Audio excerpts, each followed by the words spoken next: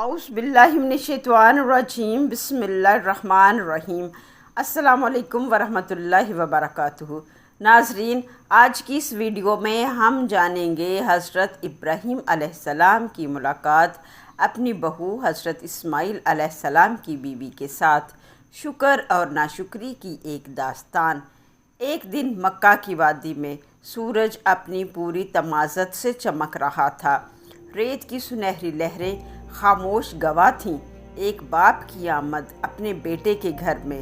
یہ کہانی ہے ایک عظیم باپ کی اور ایک فرما بردار بیٹے کی اور ایک دروازے کی جس کی دہلیز پر کردار آزمائے گئے۔ سالوں بعد حضرت ابراہیم علیہ السلام مکہ کی اس وادی میں واپس آئے جہاں کبھی وہ اپنے لخت جگر حضرت اسماعیل علیہ السلام کو اللہ کے حکم پر چھوڑ کر گئے تھے۔ اب دل بے تاب تھا۔ باپ بیٹے سے ملنا چاہتا تھا مگر بیٹا گھر پر نہ تھا۔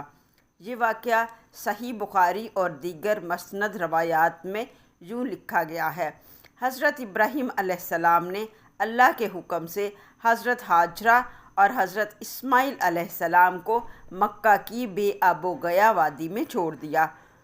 وقت گزرتا رہا۔ حضرت اسماعیل علیہ السلام بڑے ہو گئے، شکار پر جایا کرتے تھے اور انہوں نے وہیں ایک قبیلہ جرہم میں شادی بھی کر لی تھی۔ کئی سال بعد حضرت ابراہیم علیہ السلام اپنے بیٹے حضرت اسماعیل علیہ السلام کو دیکھنے کے لیے مکہ تشریف لائے۔ حضرت ابراہیم علیہ السلام نے دروازہ کھٹکھٹایا۔ حضرت اسماعیل علیہ السلام کی بیوی نے دروازہ کھولا۔ حضرت ابراہیم علیہ السلام نے دریافت کیا: تمہارا شوہر کہاں ہے بیٹا؟ بیوی نے جواب دیا: وہ روزی کی تلاش میں شکار کو گیا ہے۔ حضرت ابراہیم علیہ السلام نے پھر پوچھا: بیٹا تم لوگوں کا حال کیسا ہے؟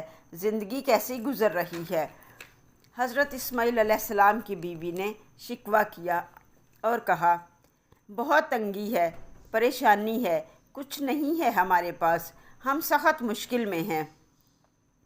حضرت ابراہیم علیہ السلام نے نہایت نرمی سے فرمایا: جب تمہارا شوہر آئے تو اسے میرا سلام کہنا اور کہنا کہ وہ اپنے دروازے کی چوکھٹ کو بدل دے۔ یہ کہہ کر حضرت ابراہیم علیہ السلام واپس لوٹ گئے۔ جب حضرت اسماعیل علیہ السلام واپس گھر لوٹے تو انہوں نے محسوس کیا کہ کوئی بزرگ آئے تھے۔ بیوی نے سارا واقعہ سنایا اور بتایا: اس حلیے کے ایک بزرگ آئے تھے، انہوں نے آپ کو سلام کہا ہے اور پیغام دیا ہے اپنے دروازے کی دہلیز کو بدل دو۔ حضرت اسماعیل علیہ السلام فوراً سمجھ گئے۔ انہوں نے کہا: وہ میرے والد تھے اور مجھے حکم دے کر گئے ہیں کہ میں تمہیں طلاق دے دوں کیونکہ تم ناشکری کر رہی ہو۔ چنانچہ حضرت اسماعیل علیہ السلام نے اسے طلاق دے دی اور پھر کچھ عرصہ گزرنے کے بعد دوبارہ شادی کر لی اسی قبیلے میں۔ حضرت ابراہیم علیہ السلام پھر بیٹے کی محبت میں دوبارہ مکہ آئے۔ مفسرین بیان کرتے ہیں وہ براق پر آیا جایا کرتے تھے۔ پھر دوبارہ اپنے بیٹے اسماعیل علیہ السلام سے ملنے ان کے گھر تشریف لے گئے۔ اس بار پھر حضرت اسماعیل علیہ السلام گھر پر موجود نہ تھے لیکن ان کی دوسری بیوی موجود تھی۔ حضرت ابراہیم علیہ السلام نے پھر وہی سوالات دہرائے: بیٹا آپ کا شوہر کہاں ہے؟ بیوی کہنے لگی: روزی کی تلاش میں گئے ہوئے ہیں۔ حضرت ابراہیم علیہ السلام نے پوچھا: بیٹا زندگی کیسی گزر رہی ہے؟ اس مرتبہ حضرت اسماعیل علیہ السلام کی دوسری بیوی نے کہا: الحمدللہ ہم خیریت سے ہیں، اللہ کا دیا سب کچھ ہے، کھانے پینے کو موجود ہے، خوشحالی ہے اور سکون ہے۔ حضرت ابراہیم علیہ السلام بہت خوش ہوئے اور فرمایا: جب تمہارا شوہر واپس آئے تو اسے میرا سلام کہنا اور کہنا کہ وہ اپنے گھر کی دہلیز کو قائم رکھے۔ حضرت اسماعیل علیہ السلام جب واپس آئے تو بیوی نے سارا واقعہ سنایا۔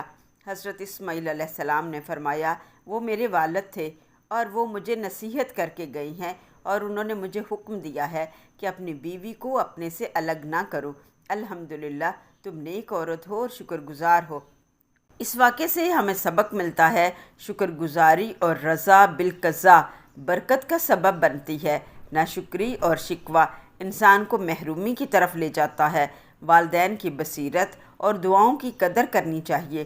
زندگی کے دروازے پر کئی دہلیزیں آتی ہیں، کچھ دہلیزیں بدلنی پڑتی ہیں اور کچھ کو قائم رکھنا پڑتا ہے۔ وہی فیصلے کامیاب ہوتے ہیں جو حکمت، اطاعت اور شکر کے ساتھ کیے جائیں۔ ناشکری تقدیر کے دروازے بند کر دیتی ہے اور شکر گزاری تقدیر کے دروازے کھول دیتی ہے۔ اس میں ایک اہم سبق ہے جو سیکھنا چاہیے۔